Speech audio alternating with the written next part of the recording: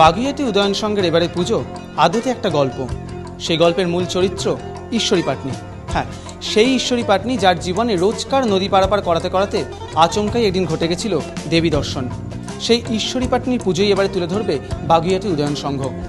অর্থাৎ এবছর যারা বাগুইআটি উদয়ন সংঘে পুজো দেখতে আসবেন তারা সবাই আদতে ঈশ্বরী পাটনির অতিথি।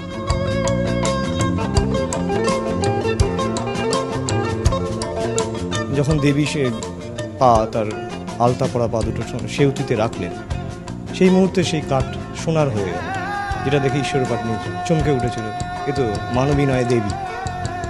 এই দেবী দর্শন নিয়ে এবারের গল্প।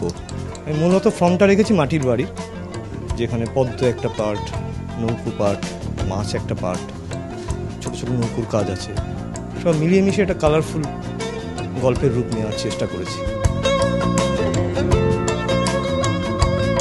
এ তো মেয়ে নয়, দেবতা নিশ্চয়।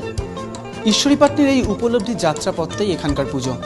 যে যাত্রাপথের শেষে ঈশ্বরী পাটনি দেবীর কাছে এই বর চাওয়ার অধিকার পায়, আমার সন্তান যেন থাকে দুধে ভাতে। আর সেখানে এসেই এই পুজো, এই যাত্রাপথ শুধুমাত্র ঈশ্বরী পাটনির থাকে না, হয়ে ওঠে আমার আপনার সবার যাত্রাপথ।